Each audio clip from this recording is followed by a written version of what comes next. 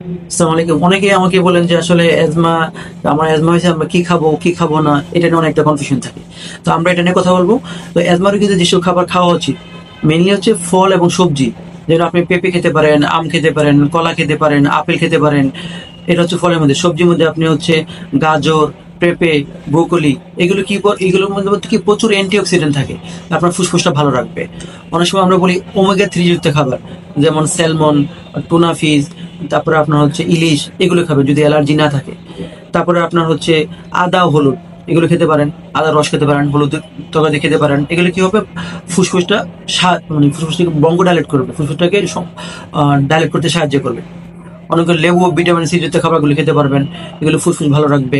অনেক সময় আমরা বলি যে পর্যাপ্ত পরিমাণ পানি খাবেন। পানিটা কি হবে, ওই যে কফটাকে তরল করে দেবে, বের করতে সাহায্য করবে। আরো যেমন আমরা বলি ভিটামিন D যুক্ত খাবার, যেমন মাশরুম অথবা দই অথবা কলিজা খেতে বলি, ডিমের কুসুম খেতে বলি। এগুলো হবে কি ফুসফুসের রোগ প্রতিরোধ ক্ষমতা বাড়াবে। তো এগুলো যদি আপনি রেগুলার খান, আপনার অ্যাজমা রোগীরা ফুসফুসে খুব ভালো থাকবে। এখন হচ্ছে অ্যাজমা রোগীরা কোন খাবারটা খাবে না। মেইনলি হচ্ছে ঠান্ডা খাবার খাবে না, ঠান্ডা পানি খাবে না, আইসক্রিম, ঠান্ডা পানি, ড্রিঙ্কস, এগুলো একদমই খাওয়া যাবে না। এগুলো কিন্তু অ্যাজমাটা আপনার বেড়ে যেতে পারে, ঠান্ডা লেগে যেতে পারে, তখন আপনার কাশি, শ্বাসকষ্ট বেড়ে যাবে। যেমন দুধ এবং দুগ্ধজাত খাবার, যদি কারো দুধে অ্যালার্জি থাকে তাহলে সে এটা খাবে না। আমরা বলি প্রসেসড ফুড, ঠিক আছে, যেমন ওই যে ফাস্ট ফুড বলি, অথবা বোতলজাত ড্রিঙ্কস গুলো যদি বলি, অথবা প্যাকেটজাত খাবারগুলো, এগুলোর মধ্যে অনেক প্রিজারভেটিভ থাকে। এগুলো অনেক সময় অনেকের খাবার অ্যালার্জি থাকে, এগুলো খেলে অনেকে হঠাৎ করে অ্যাজমা অনেক গুণ বেড়ে যেতে পারে, অনেকে মারাও যেতে পারে। অতিরিক্ত লবণ খাওয়া যাবে না। কি করবে, অধিক লবণ ফুসফুসে প্রদাহ সৃষ্টি করবে।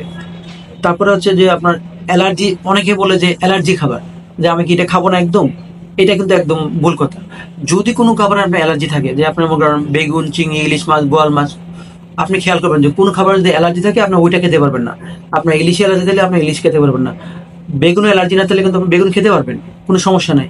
আপনার হাঁসের ডিম যদি অ্যালার্জি না থাকে আপনি হাঁসের ডিম খেতে পারবেন। দুধে যদি অ্যালার্জি না থাকে আপনি দুধ খেতে পারবেন যদি অ্যালার্জি না থাকে।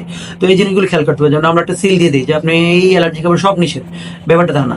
যদি কোনো খাবারে অ্যালার্জি থাকে শুধু ওইটা খাবেন না, আর অন্য খাবারে যদি অ্যালার্জি না থাকে আপনি খেতে পারবেন। এক্ষেত্রে কি করবেন, যে আপনি হয়তো প্রথম দিন একটু বেগুন খেয়ে দেখলেন যে আপনার অ্যালার্জি হয় কিনা। যদি হয়, আপনি আবার 1 সপ্তাহ পরে আবার একটু বেগুন বেগুন খাইলেন, যদি দেখলেন না তখনও হচ্ছে, আবার 2 সপ্তাহ পরে আবার শুধু একটু বেগুন খেয়ে দেখলেন যে অ্যালার্জি হয় কিনা। তো এই 3বার যদি দেখেন যে না আপনার বেগুনে অ্যালার্জি হচ্ছে, তাহলে আপনি ভাববেন যে না আপনার আসলে বেগুনে অ্যালার্জি, আপনার রক্ত সংবেদনশীল, আপনি এটা খেতে পারবেন না, কখনোই আপনি বেগুন খেতে পারবেন না।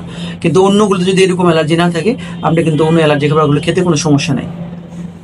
সাথে যেটা হয়, অনেকে করে কি যে আপনার ওই যে কফি খায়, বা একটু আপনার ঝাল ঝাল খাবার এগুলো খায়। এগুলো খাইলে হবে কি, বা অনেক সময় কারণ খাবারের আগে খেয়ে, ঘুমানোর আগে খেয়ে ঘুমা যায়। তো এই জিনিসগুলো করা যাবে না। এগুলো হয় কি, আপনার যে ইয়াতে খাদ্যনালীটাকে, যে অ্যাসিডগুলো রিফ্লাক্স হয়, অ্যাসিডগুলো উপরে চলে আসে, শ্বাসনালীতে চলে যায়। তখন আপনার শ্বাসনালীটা সংকুচিত হয়ে যায়, আপনার অ্যাজমা বেড়ে যাবে, আপনার কাশি বেড়ে যাবে, আপনার শ্বাসকষ্ট বেড়ে যাবে।